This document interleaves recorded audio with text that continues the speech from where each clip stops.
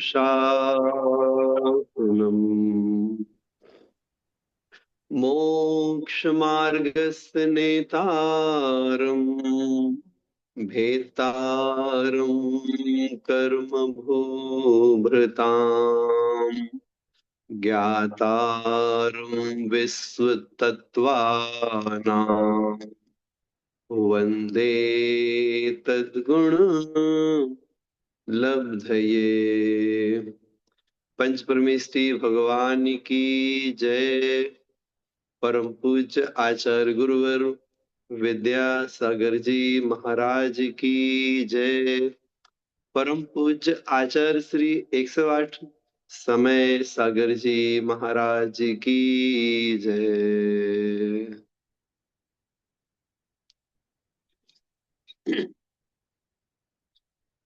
आचार्य उमा स्वामी महाराज के द्वारा विरचित तत्वार्थ सूत्र का स्वाध्याय प्रारंभ हुआ है।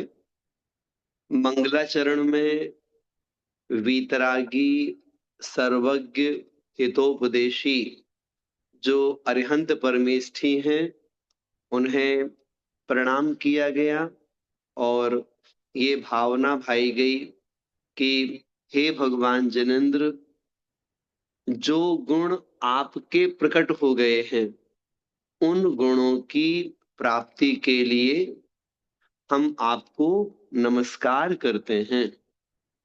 इसके बाद में जो पहला शब्द आया मोक्ष मार्गस्य, अर्थात मोक्ष मार्ग। प्रश्न किया गया मोक्ष मार्ग क्या है? उत्तर दिया गया सम्यक दर्शन, सम्यक ज्ञान और सम्यक चारित्र, इन तीनों की एकता मोक्ष मार्ग है। अर्थात केवल सम्यक दर्शन मोक्ष मार्ग नहीं है, केवल सम्यक ज्ञान मोक्ष मार्ग नहीं है और केवल सम्यक चारित्र भी मोक्ष मार्ग नहीं है।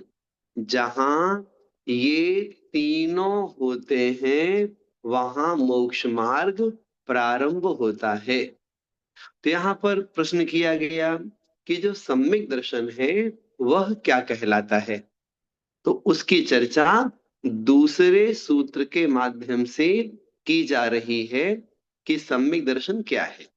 देखें, तत्वार्थ श्रद्धानम सम्यक दर्शनम, सूत्र का उच्चारण कीजिएगा।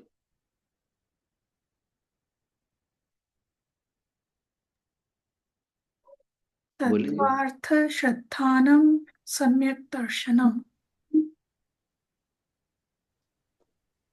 जी। शिल्पा जी आप सूत्र बोलिए। तत्वार्थ श्रद्धानम सम्यक दर्शनम। बहुत सुंदर। आइएगा, सूत्र का अर्थ किया जा रहा है। कह रहे हैं तत्वार्थ श्रद्धानम।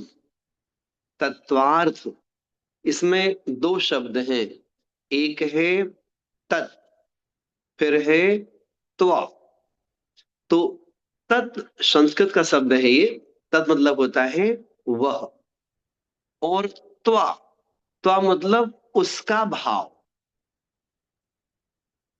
वह और उसका भाव, इन दोनों को मिला दिया तो बन गया तत्व। वह मतलब वह जीव, जीव और उसका भाव, अजीव और उसका भाव, आश्रव और उसका भाव, बंध और उसका भाव, ऐसे जीवादि 7 तत्व होते हैं। तो 7 तत्व और 7 तत्वों का भाव वो कहलाता है तत्व। जो तत्व शब्द है उसको हम अपनी भाषा में कहें, तत्व माने सारभूत। सारभूत का मतलब क्या होता है? निचोड़। तो वो क्या चीज है, क्या निचोड़ है जिसके माध्यम से हम धर्म में लग सकते हैं? हम किन चीजों का श्रद्धान करें? तो आगे चल के आप पढ़ेंगे कि जीव आदि 7 तत्व होते हैं। आप इन 7 तत्वों का श्रद्धान कीजिए। केवल तत्व का नहीं, साथ साथ में अर्थ का भी। अर्थ मतलब क्या हो जाएगा? अर्थ मतलब हो जाएगा जो ये तत्व है, उस तत्व का जो भाव है, और साथ साथ में जो अर्थ माने पदार्थ, वस्तु का भी और वस्तु के भाव का भी श्रद्धान करना। जैसे उदाहरण के लिए आपने कहा कर्माश्रय होता है, तो कर्माश्रय होता है, ये केवल आपको ज्ञान नहीं करना है, आपको पता होना चाहिए कि किन किन कारणों से कर्माश्रय होता है। हमें ये भी ज्ञान होना चाहिए कि जो कर्माश्रय होता है ना, पाप कर्मों का भी आश्रय होता है, पुण्य कर्मों का भी आश्रय होता है। तो पाप कर्मों का आश्रय किन परिणामों से होता है, पुण्य का आश्रय किन परिणामों से होता है, इसके साथ साथ में हमें कौन से आश्रय से बचना है और कौन सा आश्रय करना है। और जो आश्रय हमें करना भी है, अर्थात पुण्य आश्रय करना भी है, तो पुण्य आश्रय करते रहेंगे या उससे ऊपर भी उठना है, इन सब की जानकारी होना, इसको बोलते हैं तत्वार्थ। तो जैसा हमने आश्रय के बारे में कहा, वैसा बंध तत्व के बारे में, संवर तत्व के बारे में, जीव के बारे में भी, शरीर के बारे में भी, मोक्ष के बारे में भी, तो तत्व का भी और उसके अर्थ का भी, दोनों का श्रद्धान करने को सम्यक दर्शन कहते हैं। इसका मतलब क्या? उदाहरण के लिए भगवान है, तो भगवान का श्रद्धान करना, हाँ, भगवान का भी श्रद्धान करना, और भगवान का स्वरूप क्या होता है उसका भी श्रद्धान करना। अन्यथा भगवान शब्द से आपके सामने कोई भी मूर्ति आ गई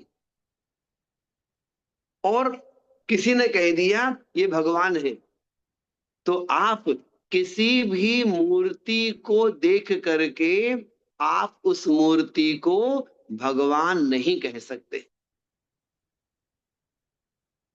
आपको मूर्ति का भी श्रद्धान करना है और साथ साथ में मूर्तिमान का भी श्रद्धान होना चाहिए। मूर्तिमान मतलब जिस मूर्ति में अनंत चतुष्टय की स्थापना की गई हो, जो मूर्ति दिगंबरत्व की अवस्था में हो, जो मूर्ति अरहंत भगवान की हो, जो मूर्ति सिद्ध भगवान की हो, जिस मूर्ति में वैसे पंचकालिक प्रतिष्ठा की गई हो, तो केवल मूर्ति का नहीं, मूर्तिमान का भी श्रद्धान करना। तो वैसे ही तत्वार्थ कहा गया आपके सामने, तो तत्व का भी और अर्थ का भी, दोनों का श्रद्धान करना। उसी प्रकार से मां जनवाणी है, उसी प्रकार से गुरु है, आचार्य परमेष्ठित, उपाध्याय परमेष्ठित, साधु परमेष्ठित, ये कौन है? ये हमारे गुरु कहलाते हैं। ऐसा नहीं कि कोई भी व्यक्ति है और कपड़े उतार के खड़ा हो जाए, आप बोलो हम तो महाराज हैं, आप उसकी पूजा करने लगो। नहीं नहीं, ऐसे पूजा नहीं करेंगे हम। दिगंबर तो दिखना चाहिए, साथ साथ में केश लंचन करने वाले भी हो, हाथ में पीछे कमंडलू भी हो, शरीर श्रृंगार ना करते हो, पानी पात्र में आहार लेते हो, पैदल विहार करते हो। तो जो हमारे गुरु के लक्षण हैं, वो लक्षण घटित होने चाहिए, उसको बोलते हैं तत्वार्थ। तो वैसे ही देव शास्त्र गुरु, अब शास्त्र की बात आएगी। हम शास्त्रों का श्रद्धान करते हैं, लेकिन किसी भी पुस्तक को हम जिनवाणी नहीं कहते, आप शास्त्र या जनवाणी किसे कहेंगे? जब हम पता चलेगा ये जो ग्रंथ है इन आचार्य के द्वारा लिखा गया है, इसकी संस्कृति का इन आचार्य महाराज ने की है, प्रमाणिक होगा, उन ग्रंथों को ही हम शास्त्र कहेंगे, हर पुस्तक को जनवाणी नहीं कहेंगे। क्यों? लौकिक में विद्यार्थी अध्ययन करते हैं स्कूल कॉलेजों में, उनके पास तो बहुत सारी पुस्तकें होती हैं, क्या हम हर पुस्तक को जनवाणी कहेंगे? क्या नहीं कहेंगे। जो आचार्य प्रणीत ग्रंथ हैं उनको ही शास्त्र कहा जाता है, इसको बोलते हैं तत्वार्थ। तो देव शास्त्र गुरु इनका श्रद्धान, और साथ साथ में जीव आदि 7 तत्वों का श्रद्धान, और इसके साथ साथ आगे आपको बताया जाएगा कि मैं आत्म तत्व हूं, हमारे साथ शरीर लगा हुआ है। तो आत्मा और शरीर दोनों का स्वरूप अलग अलग है। आत्मा चेतन रूप है, आत्मा ज्ञान दर्शन गुण वाली है, शरीर अचेतन रूप है। जो शरीर है इसके गुण क्या हैं? स्पर्श, रस, गंध और वर्ण। शरीर पुद्गल रूप है, आत्मा चैतन्य रूप है। दोनों साथ में रह रहे हैं, लेकिन दोनों का स्वभाव अलग अलग है।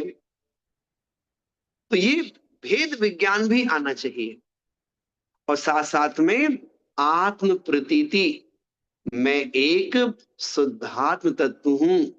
जो ये बाहरी चीजें मेरे साथ लगी हुई हैं, ये मेरी आत्मा के साथ त्रैकालिक संबंध वाली नहीं है, ये सब विकारी भाव है, और इन विकारी भावों को अलग करना मेरी आत्मा का लक्ष्य है।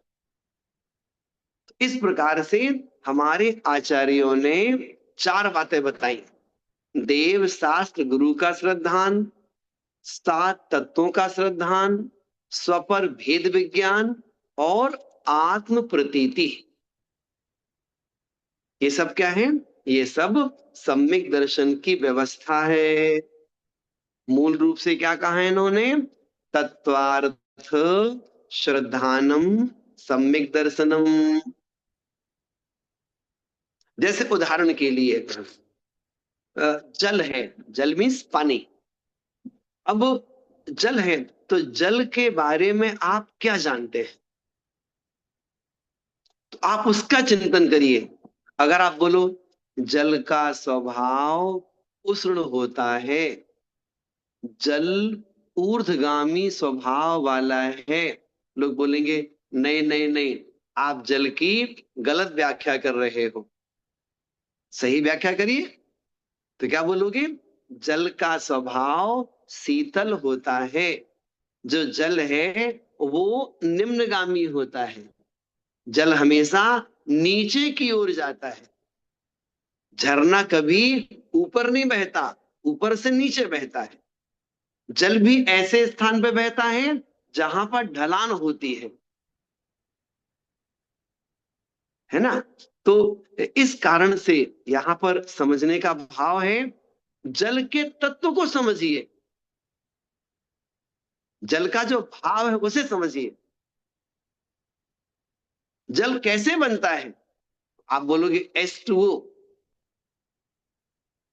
तो जैसे हम लौकिक में साइंस के माध्यम से बहुत सारे शोध करते हैं, उसी प्रकार से धर्म कहता है आपको अपनी आत्मा को जानना है तो तत्व को जानना होगा। वो तत्व 7 प्रकार का होता है, आगे आपको बताया जाएगा। तो दूसरे नंबर का सूत्र है, यहां पूरा होता है। कुछ पूछना चाहते हैं तो पूछ सकते हैं। प्रणाम पंडित जी, त्रैकालिक संबंध से क्या मतलब हुआ? आप कह रहे हैं त्रैकालिक संबंध का मतलब क्या है? जैसे मैं आत्मा हूं, मेरे आत्मा के साथ शरीर का त्रैकालिक संबंध है क्या? त्रैकालिक मतलब भूतकाल, वर्तमान काल, भविष्य काल। अच्छा। त्रिकाल बोलते हैं ना, तीनों काल। जी जी। अगर कोई आपसे बोले इस शरीर के साथ हमारा त्रैकालिक संबंध है क्या, बोलेंगे नहीं, हमें तो पता है ये जो शरीर है 50 वर्ष पुराना है या 60 वर्ष पुराना है, किन्हीं का 80 वर्ष पुराना हो गया, किन्हीं का 35 वर्ष पुराना है। इसके पहले हम किसी दूसरे शरीर में थे, उस शरीर को छोड़ करके हमें नया मिला है, फिर नया मिल जाएगा, फिर नया मिल जाएगा। तो शरीर का हमारे साथ त्रैकालिक संबंध नहीं है। लेकिन आत्मा, मैं आत्मा अनादि अनंत रूप हूं। मैं आत्मा पहले भी जैसा था, आज भी वैसा हूं।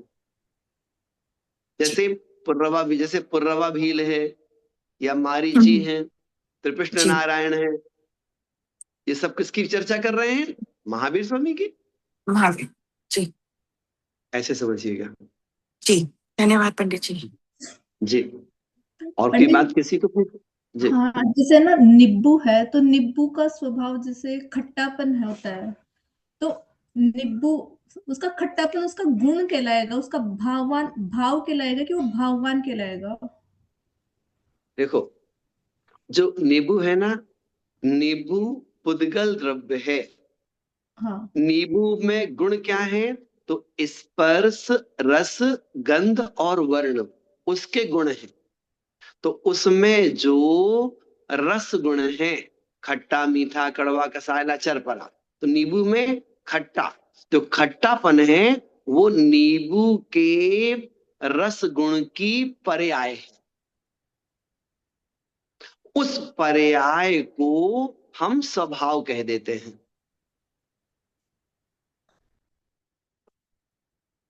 जैसे जल की शीतलता, तो जल क्या है? जल पुद्गल है। स्पर्श, रस, गंध, वर्ण जल के गुण है। तो जो उसका जो स्पर्श गुण है, स्पर्श गुण के 8 भेद होते हैं, है ना? हल्का, भारी, रूखा, चिकना, कड़ा, नरम, ठंडा, गरम। जो ठंडापन है, जो शीतलता है, वो शीतलता स्पर्श गुण की एक पर्याय है। उस पर्याय की प्रधानता से जल शीतल होता है, ऐसा कहा जाता है। वैसे ही मैं आत्मा हूं, तो ज्ञान दर्शन हमारे गुण हैं।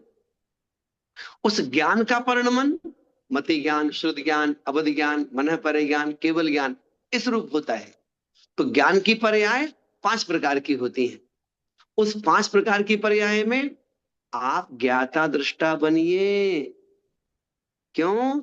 ज्ञाता दृष्टा आत्मा का स्वभाव है। अर्थात ज्ञान के माध्यम से आप पदार्थों को जानिए, किसी पदार्थ से राग द्वेष मत करिए। जानना देखना क्या है? हमारा स्वभाव है। वो आप मति ज्ञान से जानो, श्रुत ज्ञान से जानो, या केवल ज्ञान से जानो, आप जानो, देखो, राग द्वेष मत करो। क्यों? ज्ञाता दृष्टा हमारा स्वभाव है। तो ज्ञाता दृष्टा क्या है? ज्ञान गुण है, दर्शन गुण है, उनकी पर्याय कहलाती है। उसी प्रकार से नींबू का जो खट्टापन है वो उसके रस गुण की पर्याय है। ठीक है, उसकी मुख्यता से हम नींबू का गुणानुवाद करते हैं। शीतलता की मुख्यता से जल का गुणानुवाद करते हैं। ऐसे ही कड़वाहट की मुख्यता से करेले का गुणानुवाद करते हैं। कसायलेपन की मुख्यता से आंवले का गुणानुवाद करते हैं। उसमें गुण तो चारों हैं, स्पर्श भी है, रस भी है, गंध भी है, वर्ण भी है। लेकिन किसी एक की मुख्यता से चीजों की पहचान होती है। तो जल की पहचान उसके स्पर्श गुण की शीतलता की वजह से है। नींबू की पहचान उसके खट्टेपन की मुख्यता से है। बाकी गुण उसमें चारों हैं। पंडित जी, पुनीता जी।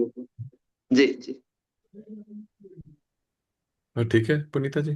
हाँ हाँ आया बोलिए बोलिए। तो आपने चार चीजें अभी समझाए हैं, तीन के बारे में तो आपने समझाया, पर चौथा आत्म प्रतीति का समझा सकते हो?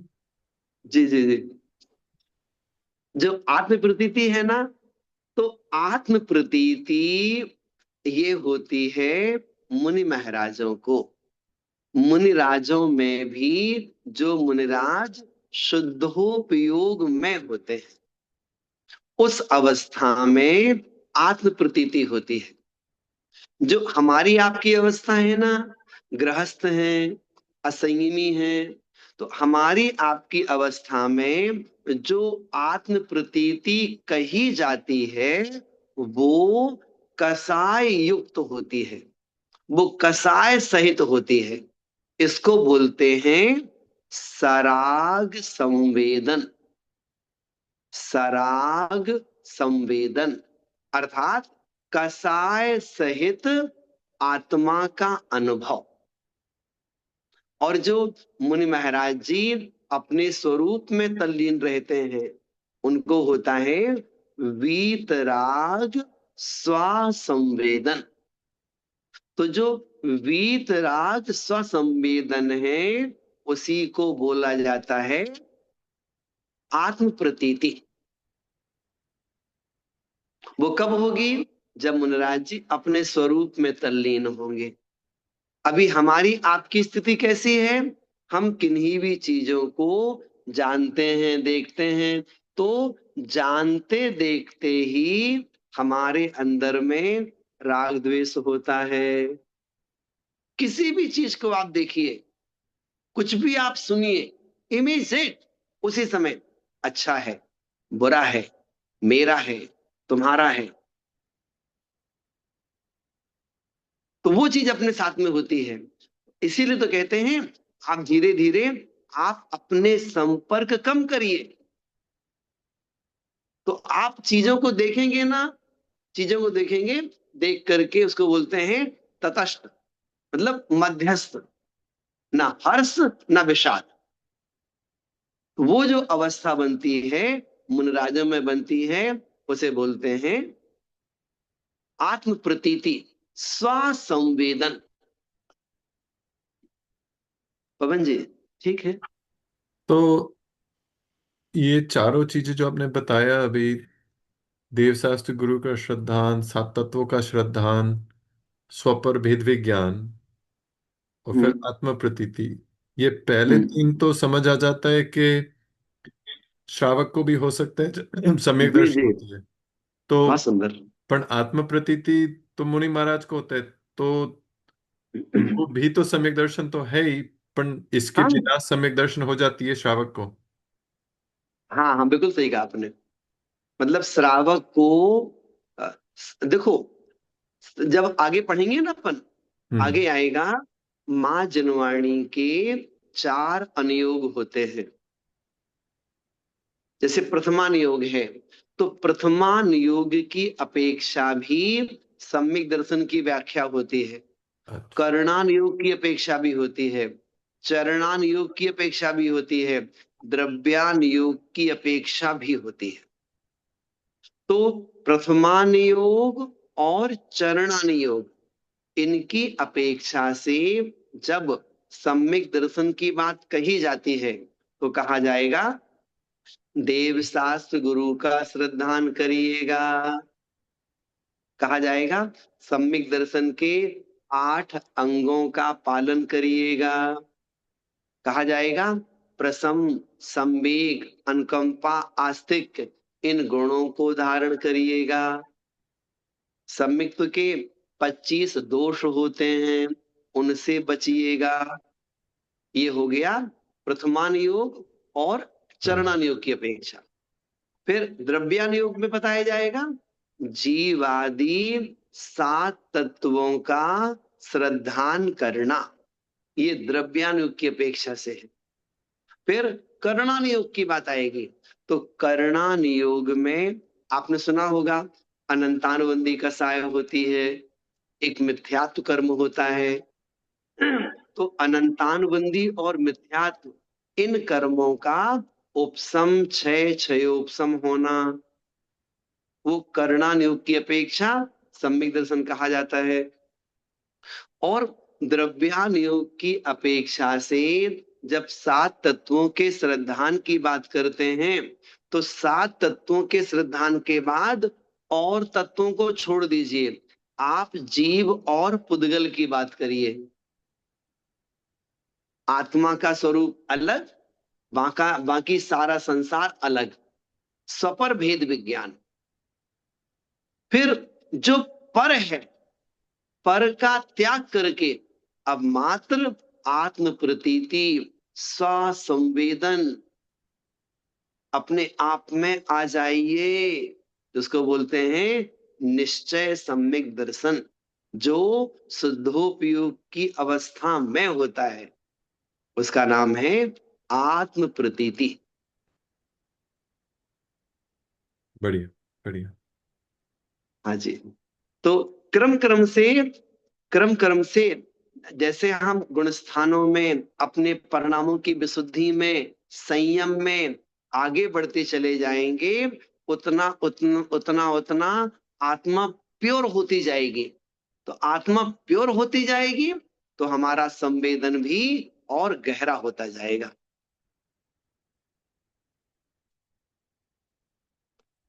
ठीक है, और कोई बात पूछनी है कि नहीं को? चलिए, हमने क्या सीखा? हमने सीखा तत्वार्थ, श्रद्धानम, सम्यक दर्शन, जीवादि 7 तत्व और उनका अर्थ, उसका भाव, इन सब का श्रद्धानम, श्रद्धान करने को सम्यक दर्शन कहते हैं। अब देखिए सूत्र नंबर 3 आपके सामने आएगा। अब कह रहे हैं वह जो सम्यक दर्शन है कितने प्रकार का होता है, तो यहाँ पर तीसरे सूत्र के माध्यम से वह बात बताई जा रही है। तन्निसर्गा दधि गमाद्वा, सूत्र बोले सभी। तन्निसर्गा दधिगमाद्वा। बहुत बढ़िया जी। विनीता जी आप बोले सूत्र।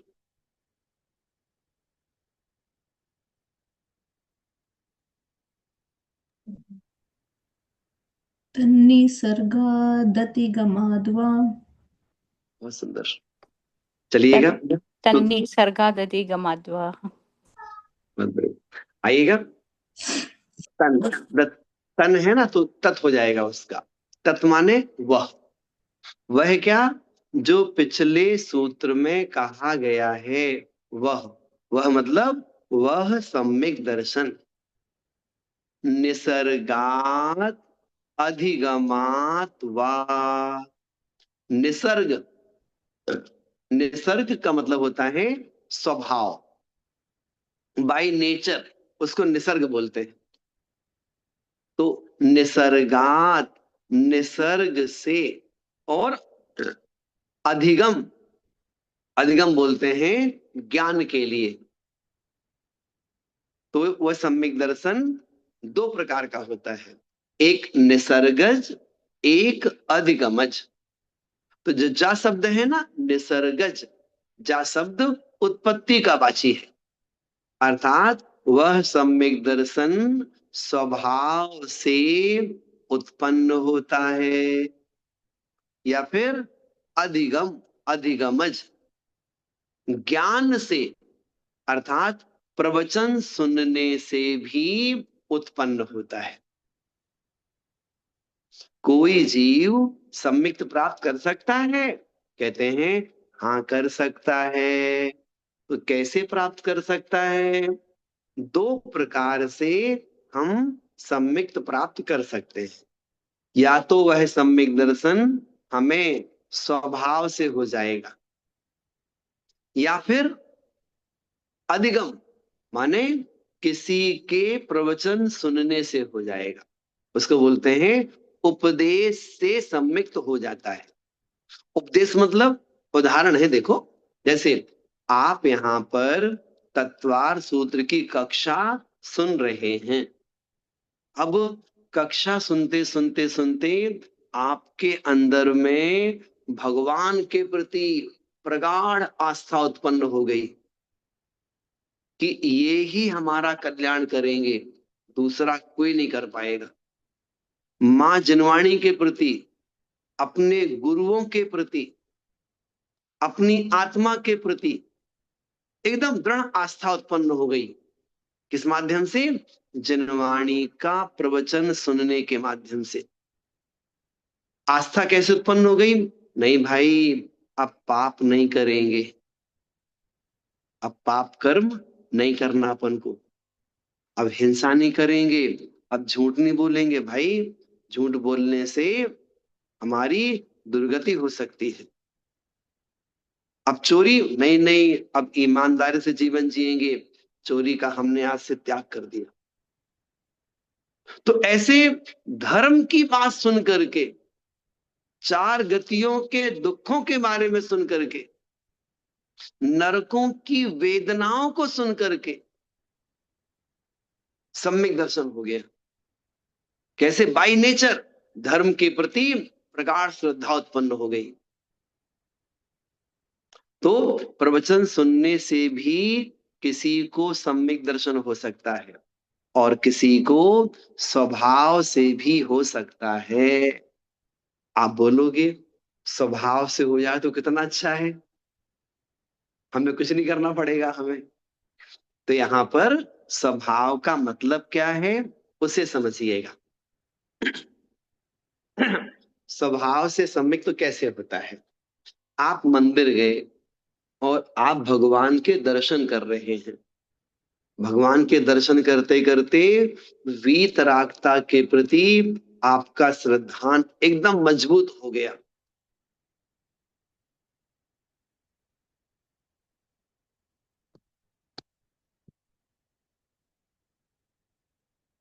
हमारी आवाज आ रही है ना? एक बार बोल दीजिए। तो वीतरागता के प्रति हमारा श्रद्धान एकदम मजबूत हो गया। कैसे? भगवान के दर्शन करते करते, भगवान के दर्शन करते हुए अंदर में भाव आ गया, इस संसार में सर्वोत्कृष्ट आत्मा यदि कोई है तो वो आत्मा ये अरहंत परमात्मा है जो साक्षात वेदी में विराजमान है। इनके पास जो क्वालिटी है वो क्वालिटी संसार में किसी और के पास नहीं है। मुझे तो इनके समान ही बनना है। तो भगवान के दर्शन करने से हमारे अंदर में धर्म के प्रति एकदम प्रगाढ़ श्रद्धा उत्पन्न हो गई, अपनी आत्मा के प्रति श्रद्धा हो गई कि मैं भी आपके समान बन सकता हूं।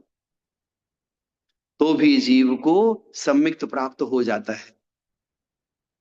इसी प्रकार से जैसे नरकों में हम सुनते हैं, नरकों में नारकियों को भयंकर वेदना होती है, बहुत तकलीफ होती नारकियों को, शारीरिक है, मानसिक है, दूसरे नारकियों के द्वारा है, वहां का स्थान खराब है, इस कारण से। तो नारकी जीव अपने ऊपर आई विपत्ति का अनुभव कर करके, वेदना के कारण से नारकी जीव सम्यक दर्शन की प्राप्ति कर लेता है। और कई बार वो नारकी संकल्पित हो जाता है। संकल्पित कैसा? मैं एक बार यहां से निकल जाऊं, अब कभी पाप नहीं करूंगा, ऐसे काम नहीं करूंगा कि मुझे दोबारा यहां पर आना पड़े। उसको बोलते हैं वेदना अनुभव। तो नारकी जीव को अपने ऊपर आई विपत्ति के कारण से सम्मिक्त हो जाता है। इसी प्रकार से एक की बात होता है। प्रश्न जी जी जी जी।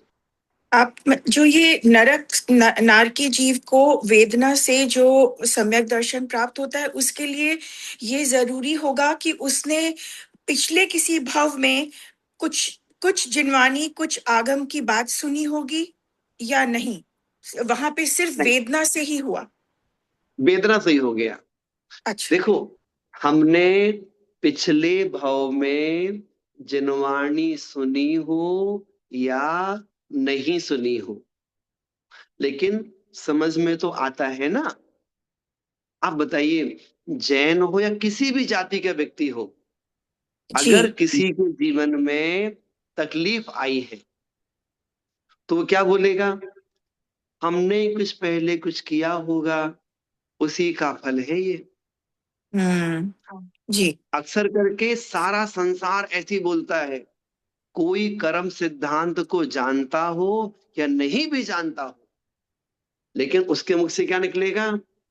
हमने कुछ किया होगा, इसलिए ये हमारा बुरा चाह रहा है। हमारे कोई कर्म होंगे ऐसे।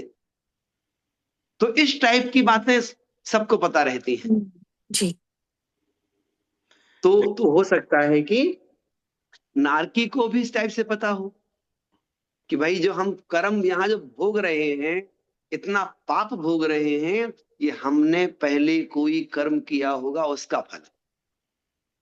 तो वहां पर वो अंदर में मजबूत हो जाता है कि नहीं, एक बार यहां से बच जाऊं, मैं दोबारा गलत काम नहीं करूंगा। जी। पंडित जी, उनको लेकिन तत्वों का ज्ञान तो नहीं हुआ नारकीय नहीं में, हुआ। तो सुनो तो, फिर दर्शन कैसे हुआ? बोल देते हैं। देखो, हम मनुष्यों की अपेक्षा से ऐसा कहा जाता है कि आपको तत्व श्रद्धान होना चाहिए, भगवान के दर्शन भी होना चाहिए, जिनवाणी भी पढ़ना चाहिए, गुरु का श्रद्धान भी होना चाहिए। ये हम मनुष्यों के लिए कहा जाता है, सम्यक दर्शन प्राप्ति के लिए। लेकिन नारकी जीव हैं या त्रियंच गति के जीव हैं, तो त्रियंचों को वैसा शब्द ज्ञान नहीं होगा, नारकियों को भी वैसा शब्द ज्ञान नहीं होगा। उनको तो मात्र भाव भासना होती है। इसलिए तो आचार्य महाराज ने कहा, तत्वार्थ श्रद्धानम, जो तत्व का जो भाव है, उस भाव का श्रद्धान करना। तो नारकियों को उस भाव का श्रद्धान हो जाता है कि मैंने ही कुछ किया होगा, उसका फल है। अगर इतनी भी समझ आ जाए तो व्यक्ति सम्यक प्राप्त कर सकता है। उसके लिए शास्त्रों के शब्द की आवश्यकता नहीं है। त्रियंचों में भी ऐसा होता है। तो मतलब पंडित जी, आप बोल रहे हैं कि सम्यक दर्शन होने के लिए आपको जैन होना जरूरी नहीं है, या जैन? जरूरी नहीं है, बिल्कुल हाँ। सही है। आप देखो, जो भगवान महावीर स्वामी के पहले गणधर थे, गौतम स्वामी जी, वो जाति के ब्राह्मण थे। और उसके अलावा उनके दो भाई और थे, अग्निभूति वायुभूति, वही ब्राह्मण ही थे। ऐसे बहुत सारे उदाहरण शास्त्रों में मिलते हैं। हम कह रहे हैं, किसी भी जाति का मनुष्य हो, किसी भी कुल का मनुष्य हो इस संसार में, बस उसके अंदर में ये आना चाहिए कि जो मेरी आत्मा है उसका स्वरूप अलग है, शरीर का स्वरूप अलग है, और जो हम भी पुण्य पाप भोग रहे हैं, ये हमारे द्वारा किए गए कर्मों का फल है। और साथ साथ में एक चीज और होती है, वो है मोक्ष,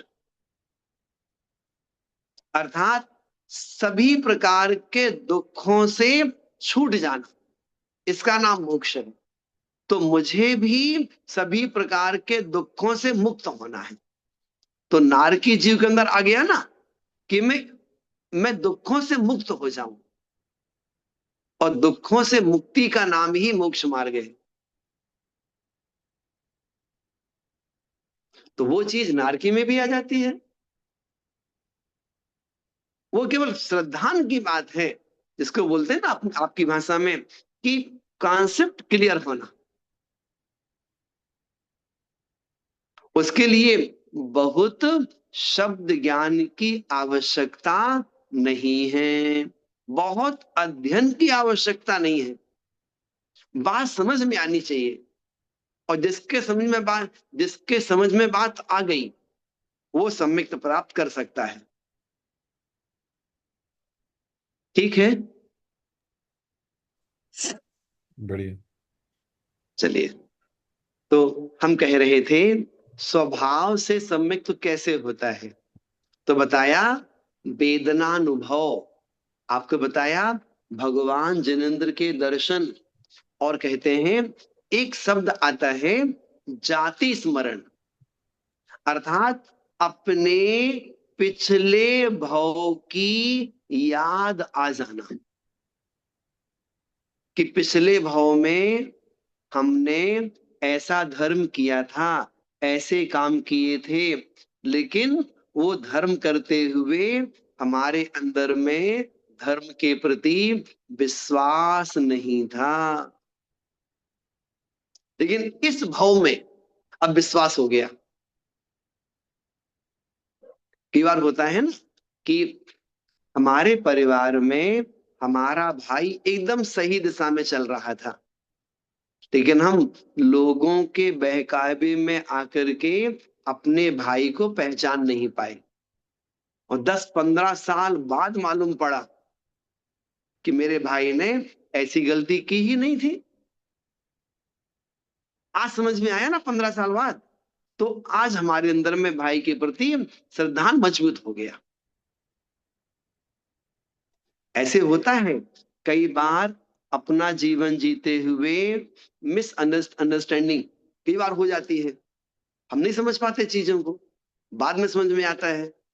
वैसे ही इस भाव में समझ में नहीं आया, अगले भाव में जब पहुंचे तो वहां हमें पिछले भाव की याद आई कि हमारे साथ ऐसा हुआ था।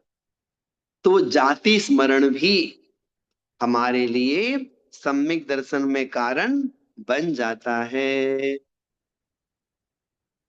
इसी प्रकार से एक और होता है, उसको बोलते हैं देव रिद्धि दर्शन। देव रिद्धि दर्शन ये होता है देव गति में।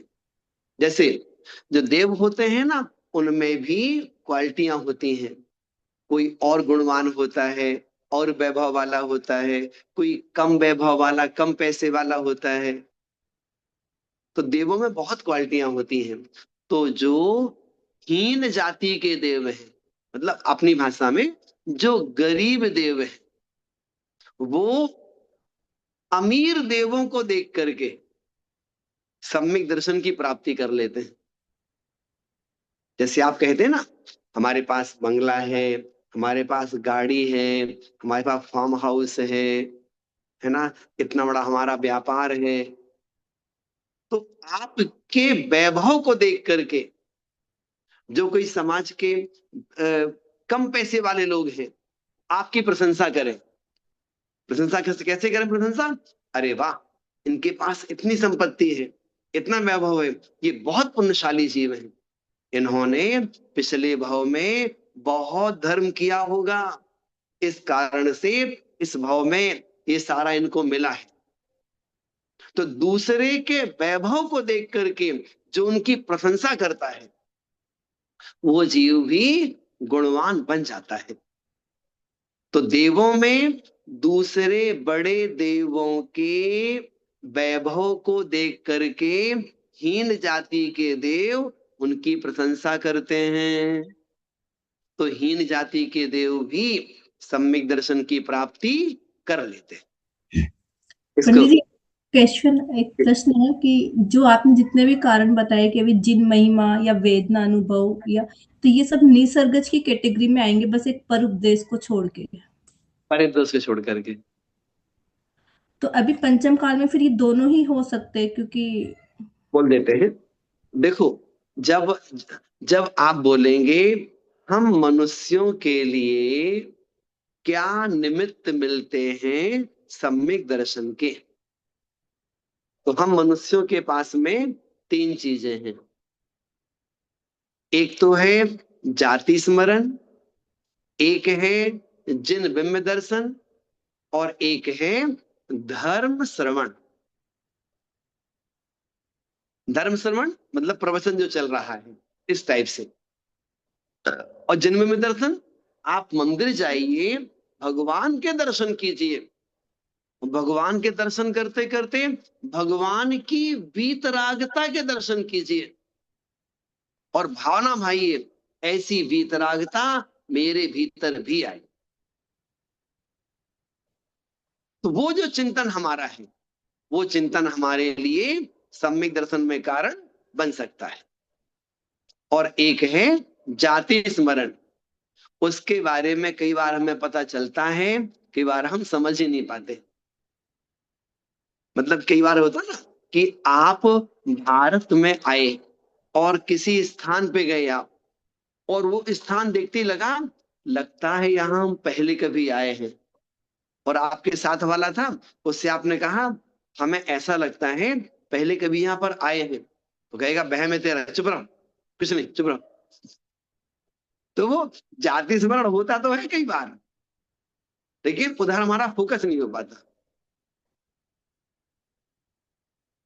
वो नहीं हो पाता तो बस बात टल जाती है। फिर वो जाति स्मरण क्या है? तुम्हारा मति ज्ञान है ना, मति ज्ञान का विशेष क्षयोपशम हो जाना, वो जाति स्मरण है। तो कई बार हो सकता हमारे लिए, लेकिन हम उसको वहम समझ करके टाल देते हैं। पुनीता जी बात समझ रहे हैं? हाँ, लेकिन जो इसके निसर्गज की परिभाषा ये बोलती कि स्वभाव से, तो ये स्वभाव से कहाँ हो रहा है? इसमें तो निमित्त बन रहे हैं ना, कि निमित्त, सुनो सुनो, तो निमित्त मिला, निमित्त मिला, लेकिन किसी ने हमें समझाया नहीं है, किसी ने बताया नहीं है, किसी ने नहीं बताया है, इस अपेक्षा से स्वभाव कहा गया है। और किसी ने बताया है, किसी ने उपदेश दिया है, समझाया है, उस अपेक्षा से वो अधिगमच कहलाता है। देखो, दो चीज होती हैं। एक तो होता है, एक तो होता है हम गरीब थे, हमने मेहनत करके पैसा कमाया है, मेहनत करके घर बनाया है, मेहनत करके अपना व्यापार बढ़िया किया है। दूसरा, आप कैसे हो? अरे हम तो, हमारे दादाजी अरबपति थे, पिताजी अरबपति थे, वो संपत्ति हमारे पास भी आ गई। आपके पास पैसा कैसा है? आप बोलोगे बाय नेचर, स्वभाव से है वो। और उनके पास, उन्होंने कमाया है मेहनत करके। तो जो उपदेश से हुआ वो कहलाएगा कमाया है, और जो भगवान के दर्शन करके हो गया, या जाति स्मरण से हो गया, वेदनानुभव से हो गया, किसी ने उपदेश नहीं दिया है, उपदेश नहीं दिया और तत्व समझ में आ गया, उसको कह दिया स्वभाव से। ठीक है? पंडित जी ऐसे भी होता है ना कि जैसे आता है उसमें शास्त्र में कि जैसे उपदेश देते देते जाति स्मरण हो जाता है, जैसे किसी मुनि महाराज ने किसी को उपदेश दिया तो उस जीव को जाति स्मरण भी हो जाता है। तो इसमें दोनों ही चीजें आ गई फिर, राइट? दोनों चीज आ गई। देखो, मुख्य कारण क्या हुआ? मुख्य कारण उपदेश हुआ। हम्म। तो वहां पर क्या कहा जाएगा उनके लिए? इनको उपदेश पूर्वक सम्यक दर्शन हुआ। ठीक है। ठीक है ना? मतलब मुख्य कारण वही कहा जाएगा जो पहले मिलता है। और सुनो, और दूसरी बात यह है, जाति स्मरण से सम्यक दर्शन ही होता हो ऐसा नहीं है। जाति स्मरण से अपने पूर्व भाव का ज्ञान भी हो जाता है। हम पिछले भावों के बारे में जान लेते, बस हो गया, जान लिया, बात खत्म। उसमें सम्यक दर्शन का कोई प्रसंग नहीं आया। जैसे मेढक है, तो जो मेढक है, पहले वो सेठ था, सेठ मर के मेढक बन गया। तो जैसे उसने अपनी पत्नी को देखा, तो पत्नी को देखते उस मेढक को जाति स्मरण हो गया। मतलब उसने अपनी पत्नी का, उस मेढक ने पल्लू पल्लू सूंघा ऐसे, तो पल्लू सूंघा, उसको याद आ गया, अरे ये तो मैंने पहले भी सूंघा है। उसको याद आ गया मेरी पत्नी थी ये तो पिछले भाव में, तो फुदक फुदक के बार बार उसके पास जाता था वो। लेकिन यहाँ पर सम्यक दर्शन का कोई प्रसंग नहीं है। तो जाति स्मरण और भी बहुत सारे कारणों से होता रहता है। ठीक है जी। पंडित जी, आपने अभी थोड़ी देर पहले बोला कि देवहीन देव को क्या शब्द यूज किया आपने, जिससे होता है आपने लाइक? हमने बताया हीन जाति के देवों को उच्च जाति के देवों को देखकर, उच्च जाति का मतलब होता हाँ, है जो वैभवशाली है। उसको क्या कहते हैं? वैभव, वैभव, नहीं नहीं नहीं, उस ये देव रिद्धि दर्शन। देव रिद्धि दर्शन, ठीक है। हाँ हाँ, रिद्धि बोलते हैं गुण, रिद्धि माने गुण। तो बड़े देव जो होते हैं ना, उनके पास में क्वालिटियां बहुत सारी होती हैं। कैसी क्वालिटियां कहो तो, अपने इसमें लिटिल फिंगर में ऐसे जम्मू द्वीप को उठा के फेंक दें, है ना। कहो तो अपने शरीर को बहुत बड़ा बना लें, खूब सारी विक्रियाएं कर लें। तो बहुत सारे गुणों से संपन्न होते हैं, वो वैभवशाली देव कहलाते हैं। और हीन जाति के देव जिनके पास में साधन कम होते हैं, ये सब चीज। तो हीन जाति के देव उच्च जाति के देवों के वैभव को देख करके सम्यक दर्शन की प्राप्ति कर सकते हैं या कर लेते हैं। ठीक है, ठीक है। चलिए अब अगला पॉइंट, एक चीज इसमें और आती है, वो क्या है? वो है जिन कल्याणक महिमा, जिन कल्याणक महिमा, अर्थात तीर्थंकरों के, पंच कल्याणकों के वैभव को देख करके बहुत सारे देव सम्यक दर्शन की प्राप्ति कर लेते हैं। जैसे तीर्थंकर भगवान का जन्म कल्याणक प्रारंभ होने वाला है। आप बताइए, जन्म कल्याणक को देखने वाले कितने देव आते हैं? असंख्यातों देव आते हैं। मतलब क्षीर सागर से लेके मेरू पर्वत तक देवताओं की पंक्ति बन जाती है। जो सौधर्मेंद्र अभिषेक करता है ना जन्म कल्याणक में, तो वो अभिषेक का कलसा असंख्यातों देवों के हाथों से एक दूसरे के हाथ में पहुंचते पहुंचते पहुंचते पहुंचते सौधर्मेंद्र के हाथ में आता है। इतनी अनुमोदना होती है उसमें लोगों की। तो दूसरे देवता लोग उस वैभव को देखते हैं, क्या वैभव तीर्थंकर के जन्म कल्याणक का होता है, धन्य है तीर्थंकर। ऐसे उनके दीक्षा कल्याणक को देख करके, समोसरण को देख करके लोगों को सम्यक्त हो जाता है। क्या वैभव है बताओ समोसरण का। तो ये कहलाता है जिन कल्याणक महिमा। तो उससे भी सम्यक्त हो सकता है। जैसे जैसे कि उदाहरण के लिए इंद्रभूति गौतम समोसरण में पहुंचे, सबसे पहले मानस्तंभ के दर्शन किए। तो मानस्तंभ में भगवान के दर्शन, जिन प्रतिमा के दर्शन करते ही उन्हें सम्यक दर्शन हो गया। फिर जब भीतर गए तो फिर तो कहनी क्या है फिर। ऐसे करके किसी किसी को तीर्थंकरों की, पंच कल्याणकों की महिमा देख करके भी सम्यक्त हो जाता है। तो ये हो गया अधिगमज। फिर आता है, सॉरी ये हो गया निसर्गज, सॉरी ये हो गया निसर्गज। फिर कहते हैं अधिगम। अधिगम मतलब प्रवचन सुन करके। जैसे सीता का जीव रावण और लक्ष्मण को संबोधन करने के लिए नरक में गया, और सीता के उपदेश को सुनकर के लक्ष्मण ने और रावण ने सम्यक दर्शन की प्राप्ति कर ली। इसे क्या बोलेंगे? धर्मोपदेश, प्रवचन, उपदेश। जैसे मुनि महाराज जी का प्रवचन चल रहा है, हम सब बैठे हुए हैं, तो हो सकता है मुनिराज के प्रवचन को सुनकर के किसी के अंदर में तत्व श्रद्धान दृढ़ हो गया, सम्यक प्राप्त हो जाएगा।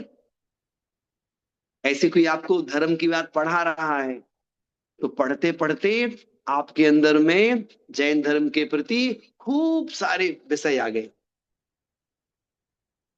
आपको लगा कि नहीं धर्म यही है, हमें वो तो समझ प्राप्त कर लेगा वो। इस प्रकार से समझना चाहिए। अच्छा, तिरंज गति है ना, तो तिरंज गति में भी सम्यक प्राप्ति के 3 कारण हैं मनुष्यों के समान। जाति स्मरण, धर्म श्रवण, और है तो जिन बिंब दर्शन। ठीक है, आज इतना सीखते हैं। बोधि समाधि परिणाम शुद्धि स्वात्मोपलब्धि शिव सौख्य सिद्धि चिंतामणिं चिंतित वस्तु दाने त्वां बंदमानस्य ममास्तु देवी। नवर्णम कर।